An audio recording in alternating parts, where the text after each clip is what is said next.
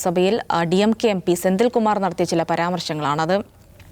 ഹിന്ദി ഹൃദയഭൂമിയെ അദ്ദേഹം ഗോമൂത്ര സംസ്ഥാനങ്ങളെന്ന് വിശേഷിപ്പിച്ചത് അത് വലിയ വിവാദമായി. പിന്നീട് അദ്ദേഹത്തിന് ആ പ്രസ്താവന പിൻവലിച്ച് മാപ്പ് പറയേണ്ടി വന്നു. പാർലമെൻറ്റിൻ്റെ സഭാരേഖകളിൽ നിന്നൊക്കെ അത് നീക്കേണ്ടി വന്ന ഒരു സാഹചര്യമൊക്കെ ഉണ്ടായി. നിഷാദ്, അതായത് ഈ നമ്മൾ ഹിന്ദി ഹൃദയഭൂമിയെ ഗോമൂത്ര സ്റ്റേറ്റ് എന്ന് വിശേഷിപ്പിച്ചാണല്ലോ വലിയ പരാമർശമായത്. അത് ഈ ഹിന്ദുത്വ ഒരു സംഘപരിവാർ മുന്നോട്ട് വയ്ക്കുന്ന ഒരു ഹിന്ദുത്വ അജണ്ട, അതിൽ ഈ ഗോമാതാവിന്, ഗോമൂത്രത്തിന്, ചാണകത്തിനൊക്കെ ഒരു വലിയ പ്രസക്തിയുണ്ട്. അതൊരു വിസർജ്യ വസ്തു എന്ന രീതിയിലൊന്നും അല്ല അതിനെ കാണുന്നത്. അതൊക്കെ ഒരു ആരാധിക്കപ്പെടുന്ന സംഭവങ്ങളാണ്. അങ്ങനെയാണെങ്കിൽ ഇങ്ങനൊരു പരാമർശം നടത്തിയതിൽ ഇത്ര ആക്ഷേപമുള്ള കാര്യമുണ്ടോ? അതൊരു പ്രധാനപ്പെട്ട ചോദ്യമാണ്. കാരണം ഗോമൂത്രത്തിനും ചാണകത്തിനുമൊക്കെ സവിശേഷമായ പ്രസക്തിയും പ്രാധാന്യവും ഒരുപാട് രോഗങ്ങളെ മാറ്റാനുള്ള കഴിവുണ്ടെന്ന് കോടതി വിധികളിൽ പോലും നമ്മൾ കണ്ടിട്ടുണ്ട്. കോടതി നോർത്തിലെ അണുവികരണം തടയും. കേന്ദ്രമന്ത്രിമാരും എംപിമാരൊക്കെ അത് പലതവണ അവകാശം ആളുകൾ ചാണകത്തിൽ കുളിക്കുന്നത്, ഗോമൂത്രം കുടിക്കുന്നതിൻ്റെ വീഡിയോ കാണുകയും അതിന് കൂടുതൽ പ്രചാരണം കൊടുക്കുകയും അതിനുവേണ്ടി വലിയ റിസർച്ചുകൾ നടക്കുന്നു. ശാസ്ത്ര കോൺഗ്രസിൽ പോലും അതുമായി ബന്ധപ്പെട്ട പരാമർശങ്ങൾ നടക്കുന്നു. അപ്പം ഗോമൂത്രവും ചാണകവും ഒക്കെ സവിശേഷമായ സംഗതികളാണെന്നും ദൈവികമായ സ്പർശമുള്ളതാണെന്നുള്ള വലിയ ഒരു പ്രചരണം ഏറ്റെടുക്കുകയും അത് വിശ്വാസത്തിൻ്റെ ഭാഗമായും കൊണ്ടു നടക്കുന്ന ആളുകൾ ഗോമൂത്ര സംസ്ഥാനങ്ങളെന്ന് വിളിച്ചത് കേൾക്കുമ്പോൾ എന്തിനാ അവർക്ക് ആക്ഷേപം തോന്നുന്നുള്ളത് ന്യായമായൊരു ചോദ്യമാണ്. അത് അവർ വിശദീകരിക്കട്ടെ എന്ന് തോന്നുന്നു. എനിവേ, എന്തായാലും ഇതൊരു അബദ്ധമായി എന്ന് പൊതുവേ ഇവർ വിചാരിക്കുന്നുണ്ടെന്ന് തോന്നുന്നു. കാരണം ഇതിന് മുമ്പ് ഈ DMKയുടെ സെക്കൻഡ് പ്രധാനപ്പെട്ട ലീഡറാണ് ഉദയനിധി നടത്തിയ സനാതന ധർമ്മവുമായി ബന്ധപ്പെട്ട പരാമർശം വലിയ തോതിൽ അവർക്കെതിരെ ഉപയോഗിച്ചിരുന്നു. സനാതന ധർമ്മം എന്ന് പറഞ്ഞാൽ ആളുകളെ വർണ്ണാശ്രമത്തിൽ ഇങ്ങനെ വിഭജിക്കുന്ന ഏർപ്പാട് ഹിന്ദുത്വം എന്ന് പറഞ്ഞ ഹിന്ദു സമുദായത്തിനകത്തെ കുഴപ്പമാണ്. അത് ഉന്മൂലനം ചെയ്യണമെന്നാണ് അദ്ദേഹം പറയുന്നത്. എന്ന് വെച്ചാൽ ജാതിയുമായി ബന്ധപ്പെട്ട കാര്യമാണ്. പക്ഷേ സനാതന ധർമ്മം എന്ന് പറഞ്ഞാൽ ഹിന്ദു വിശ്വാസം തന്നെയാണ് തകർക്കണം എന്നാണ് ഇന്ത്യ മുന്നണിയിലെ ഒരു പ്രധാനപ്പെട്ട കക്ഷിയുടെ നേതാവ് പ്രസംഗിച്ചതെന്ന മട്ടിൽ നോർത്ത് ഇന്ത്യ മുഴുവൻ അവർ പ്രചരിപ്പിക്കുക എന്ന് പറഞ്ഞാൽ അത് ആ നിലയ്ക്ക് പ്രവർത്തിച്ചു. അതിനെ കൗണ്ടർ ചെയ്യാൻ ഇവർക്ക് മെക്കാനിസം ഒന്നുമില്ല. കാരണം എന്താണ്, അവർക്ക് ആവശ്യമുള്ളത് മാത്രം പ്രചരിപ്പിക്കാനും അതിൻ്റെ രാഷ്ട്രീയ നേട്ടം കൊയ്യാനുമുള്ള വളരെ കൃത്യമായിട്ടുള്ള മെക്കാനിസമുള്ള പാർട്ടിയാണ് BJP. അപ്പോൾ അതുകൊണ്ട് എന്ത് ചെയ്തു, അവരതിനെ വലിയ തോതിൽ ഉപയോഗിക്കുകയും അതിന് ഡാമേജ് ഉണ്ടാക്കുകയും കോൺഗ്രസിനൊക്കെ അതിനകത്ത് മറുപടി പറയാൻ കഴിയാതെ കുടുങ്ങിപ്പോവുകയൊക്കെ ചെയ്തിരുന്നു. മധ്യപ്രദേശിലൊക്കെ അത് പ്രധാനപ്പെട്ട വിഷയമായിട്ട് അവർ ഉയർത്തിക്കൊണ്ട് വന്നു. അപ്പോൾ ഇനിയും ഇങ്ങനെ ഒരു സംഗതി ഉണ്ടായാൽ ഇന്നലൊരു നമുക്കൊരു സാങ്കേതികമായി വിശദീകരിച്ച് നിൽക്കാൻ കഴിയില്ല. അതിനപ്പുറത്ത് BJP അതിൻ്റെ ഗുണമെടുക്കും, അതിൻ്റെ എഡ്ജ് എടുക്കും എന്ന് വിചാരിക്കുന്നുണ്ട്. വളരെ പെട്ടെന്ന് അതിൽ നിന്ന് സ്റ്റെപ്പ് ബാക്ക് ചെയ്യാനുള്ള തീരുമാനം എടുക്കുന്നതാണ് നമ്മൾ സ്വാഭാവികമായിട്ടും വിചാരിക്കേണ്ട കാര്യം. DMK സംബന്ധിച്ച് അവരവരുടെ ഐഡിയോളജിയിലോ സമീപനത്തിലോ മാറ്റം വരുത്തുകയോ BJP പേടിക്കുമെന്ന് ഞാൻ വിചാരിക്കില്ല. പക്ഷേ അത് മൊത്തത്തിൽ ഇന്ത്യ സഖ്യത്തിനും ഒപ്പം തന്നെ പ്രതിപക്ഷത്തിനൊക്കെ ഒരു കുഴപ്പമുണ്ടാക്കുമെന്ന് അവർ വിചാരിച്ചിട്ടുണ്ടാവണം. കാരണം സനാതന ധർമ്മത്തിൽ അവരത്രയും അനുഭവിച്ചതാണ്. അപ്പോൾ എന്തായാലും ഗോമൂത്ര ഈ പ്രതികരണം, ആ പ്രയോഗം ഭയങ്കരമായ പ്രശ്നം പാർലമെൻറ്റിൽ ഉണ്ടാക്കുകയും അങ്ങോട്ടും ഇങ്ങോട്ടും വലിയ എല്ലാവരും ഉത്തരം പറയണം, രാഹുൽ ഗാന്ധി ഉത്തരം പറയണം, ഇന്ത്യ സഖ്യത്തിൻ്റെ നേതാക്കൾ ഉത്തരം പറയണം എന്നൊക്കെ പറഞ്ഞ് വലിയ ബഹളം ഉണ്ടാക്കുകയും പിറ്റേ ദിവസം അത് പിൻവലിക്കുകയും ചെയ്തു. ഇതിന് മുമ്പ് നമുക്ക് ഓർമ്മയുണ്ട്, രമേശ് ബിദുരി എന്ന് പറയുന്ന ഒരു RSS BJP MP അവിടെ ഡാനിഷ് അലി പ്രസംഗിക്കുമ്പോൾ തീവ്രവാദി എന്നും കൂട്ടിക്കൊടുപ്പുകാരെന്നൊക്കെയുള്ള ഏറ്റവും മോശം പ്രയോഗങ്ങൾ കൊണ്ട് അയാളെ ആക്രമിച്ചു. കട്ടുവ.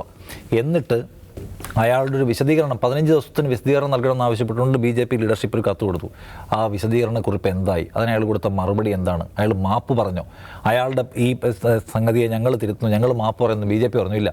അപ്പോൾ നമ്മുടെ പാർലമെൻറ്റിൻ്റെ മന്ദിരം ഉദ്ഘാടനം ചെയ്ത ആദ്യ സെഷനിൽ ഏറ്റവും വർഗീയമായ പ്രയോഗം നടത്തിയ, ഏറ്റവും ആക്ഷേപകരമായ സ്റ്റേറ്റ്മെൻറ്റ് നടത്തിയ BJPയുടെ MP മാപ്പ് പറയുന്നില്ല, തിരുത്തുന്നില്ല, ഒരു നടപടിയെക്കുറിച്ചൊന്നും ആലോചിക്കുന്നില്ല. അപ്പോഴാണ് ഗോമൂത്ര സംസ്ഥാനങ്ങൾ എന്ന് വിളിച്ചതിൻ്റെ പേരിൽ വലിയ ബഹളം ഉണ്ടാക്കുകയും ധാർമ്മികത പഠിപ്പിക്കുകയും പിറ്റേ ദിവസം അയാളെ കൊണ്ട് മാപ്പ് പറയുകയും ചെയ്യുന്നുള്ള വൈരുദ്ധ്യം കൂടി നമ്മൾ ഈ സമയത്ത് ഓർത്തു വെക്കണമെന്ന് തോന്നുന്നു.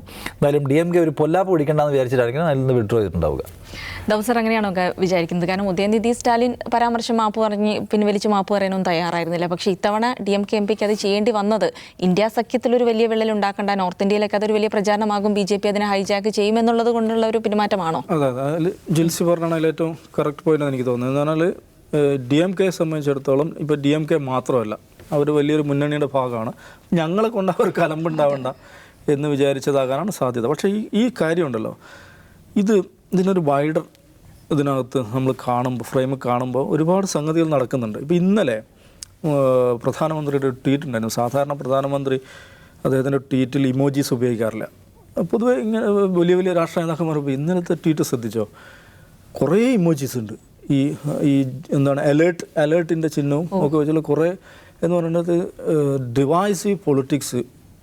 അതുകൊണ്ട് കളിക്കരുത്, അത് അപകടമാണ്, 70 വർഷമായി നിങ്ങൾ ചെയ്തുകൊണ്ടിരിക്കുന്ന പണിയാണതെന്നൊക്കെ പറഞ്ഞിട്ടുള്ളൊരു ട്വീറ്റ് ഇന്നലെ നരേന്ദ്രമോദിയുടെ ഉണ്ടായിരുന്നു. അപ്പോൾ അതിൻ്റെ കോണ്ടെക്സ്റ്റ് എന്താണെന്ന് വെച്ചിട്ടുണ്ടെങ്കിൽ ഈ പറയുന്ന ഈ പുതിയ തെരഞ്ഞെടുപ്പ് ഫലമുണ്ടല്ലോ, ഈ പറഞ്ഞ ഗോമൂത്ര സംസ്ഥാനങ്ങൾ BJPക്ക് ലഭിക്കുകയും തെലങ്കാന കോൺഗ്രസ് എടുക്കുകയും ചെയ്തതിന് ശേഷം പ്രത്യേകിച്ച് സോഷ്യൽ മീഡിയയിൽ വലിയൊരു ഡിബേറ്റ്, ഈ സൗത്ത് വേഴ്സസ് നോർത്ത് എന്ന് പറയുന്ന ഡിബേറ്റ് അതിഭയങ്കരമായിട്ട് നടക്കുന്നുണ്ട്. പ്രവീൺ ചക്രവർത്തി എന്ന് പറഞ്ഞിട്ട് ഒരു കോൺഗ്രസ് നേതാവുണ്ട്. ഇവരുടെ പ്രൊഫഷണൽ കോൺഗ്രസിൻ്റെ ഈ ഡാറ്റ അനലിറ്റിക്സ് ടീമിൻ്റെയൊക്കെ ഒരു ലീഡറായുള്ള ഒരു ചെന്നൈക്കാരനാണ്. അങ്ങേര് ഇന്നലെ ഒരു പോസ്റ്റ് ഇട്ടു. എന്താണ് ഈ പറയുന്ന സൗത്ത് വേഴ്സസ് നോർത്ത് എന്ന് പറയുന്ന ആ demarcation line that's becoming thicker and clearer എന്ന് പറഞ്ഞിട്ട് ഒരു പോസ്റ്റ് അദ്ദേഹം ഇട്ടു. കുറച്ച് കഴിഞ്ഞപ്പോൾ അദ്ദേഹം അത് ഡിലീറ്റ് ചെയ്തു. ചിദംബരത്തിൻ്റെ മകനുണ്ടല്ലോ കാർത്തി ഒരു ട്വീറ്റ് ഇട്ടു, ദ സൗത്ത് എന്ന് മാത്രം, വേറൊന്നുമില്ല, ദ സൗത്ത്. അതും വലിയ വിവാദമായി. അപ്പോൾ ഇതിന് ശേഷമാണ് പ്രധാനമന്ത്രിയുടെ ഈ ട്വീറ്റ് വരുന്നത്. എന്നാൽ ഈ ഡിബേറ്റ് വലിയ തോതിൽ നടക്കുന്നുണ്ട്. ഈ ഇപ്പോൾ രേവന്ത് റെഡ്ഡിയുടെ ഒരു പഴയ പ്രസംഗം കുത്തിപ്പൊക്കി എടുത്തിട്ടുണ്ട്.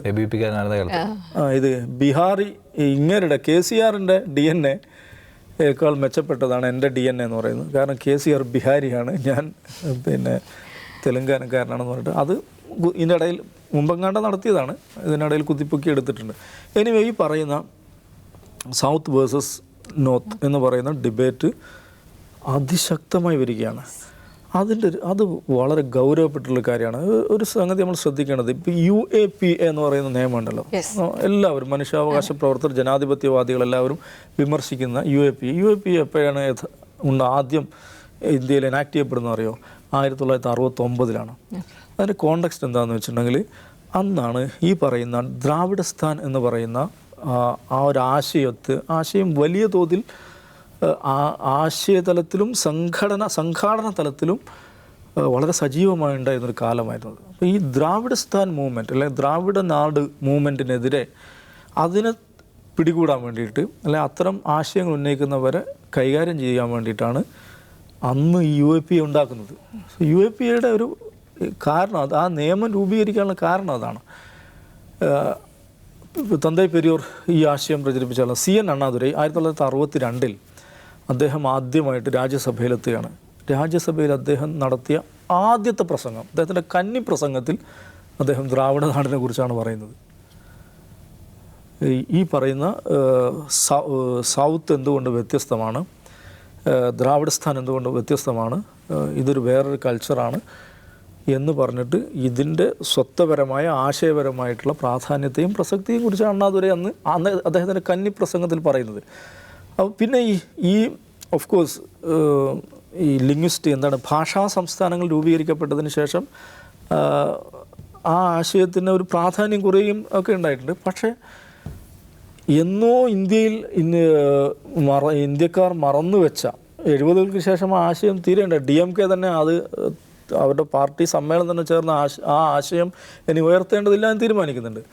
പക്ഷേ പതിറ്റാണ്ടുകൾക്ക് മുമ്പ് ഇന്ത്യക്കാർ മറന്നുപോയ അല്ലെങ്കിൽ ഒഴിവാക്കിയ ഒരാശയം വീണ്ടും സജീവമായി ചർച്ചയിലേക്ക് വരുന്ന ഒരു സന്ദർഭമാണിത്. അങ്ങനെ ചർച്ച ചെയ്യപ്പെടുന്നത് എപ്പോഴാണെന്നുള്ളതാണ് അതിൻ്റെ ഏറ്റവും ശ്രദ്ധിക്കേണ്ട കാര്യം. ഞങ്ങളാണ് അഖണ്ഡതയുടെ ആളുകൾ, രാജ്യത്തിൻ്റെ അഖണ്ഡത സംരക്ഷിക്കുവാൻ ഞങ്ങളെക്കൊണ്ടേ സാധിക്കുകയുള്ളൂ എന്ന് പറയുന്ന ഒരുമിപ്പിക്കുകയാണെന്ന് പറഞ്ഞ് 10 വർഷമായിട്ട് ഇവർ ഭരിച്ചുകൊണ്ടിരിക്കുകയാണ്.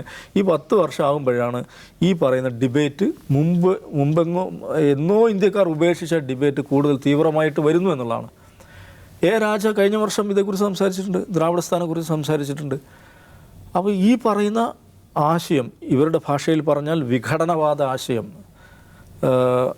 ഡിവൈസീവ് പൊളിറ്റിക്സ്, ഇന്നലെ നരേന്ദ്രമോദി ഉപയോഗിച്ച വാക്കതാണ് ഡിവൈസീവ് അജണ്ട. അത് വീണ്ടും ശക്തിപ്പെടുന്നത് എന്തുകൊണ്ട്? നന്നച്ചിരിക്കുന്ന ആശയതലത്തിലെങ്കിലും അതിന് സ്വീകാര്യത ലഭിക്കുന്നത് എന്തുകൊണ്ട്?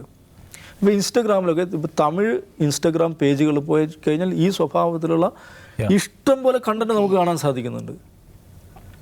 എന്തുകൊണ്ടാണ്? ഈ ചെറുപ്പക്കാരാണ് അവർ, പഴയ തന്തൈ പെരിയോറോ അണ്ണാദുരൈയുടെ പ്രഭാഷണം കേട്ട ആളുകളല്ല അവരെന്തുകൊണ്ട് ഈ ആശയങ്ങൾ വീണ്ടും ഇതേക്കുറിച്ച് സംസാരിക്കുന്നു എന്ന് പറഞ്ഞ് ഈ സൗത്ത് ഇന്ത്യ എന്ന് പറയുന്നത് ഇന്ത്യയുടെ ഭാഗമല്ല, ഈ ഇന്ത്യൻ മുഖ്യധാരയിൽ ഞങ്ങൾ നിങ്ങളെ പരിഗണിക്കുന്നില്ല എന്ന സന്ദേശമാണ് ഓരോ ദിവസവും ഇങ്ങോട്ട് നൽകിക്കൊണ്ടിരിക്കുന്നത്. അപ്പോൾ അതിൻ്റെ പ്രതികരണമാണ് ഉണ്ടായിക്കൊണ്ടിരിക്കുന്നത്. ഈ തെരഞ്ഞെടുപ്പ് ഫലത്തിൻ്റെ വിശകലനത്തിൽ ഏറ്റവും അധികം വരുന്നതും ഇതുമായി ബന്ധപ്പെട്ട ചർച്ചകളാണ്. അത് ഗുരുതര സ്വഭാവമുള്ളൊരു സംഗതിയാണ്. ഏറ്റവും കൗതുകരമായ ഘടകം ഇത് തന്നെയാണ്. അഖണ്ഡത ഉണ്ടാക്കുന്നവർ ഭരിക്കുമ്പോഴാണ് ഈ പറയുന്ന ആശയങ്ങൾ ശക്തിപ്പെടുന്നത് എന്നുള്ളതാണ്. ശരി, എന്തായാലും ഓട്ടോഫോക്കസിൻ്റെ സമയം ഇവിടെ കഴിയുകയാണ്. നാളെ മറ്റു വിഷയങ്ങളുമായി വീണ്ടും കാണാം.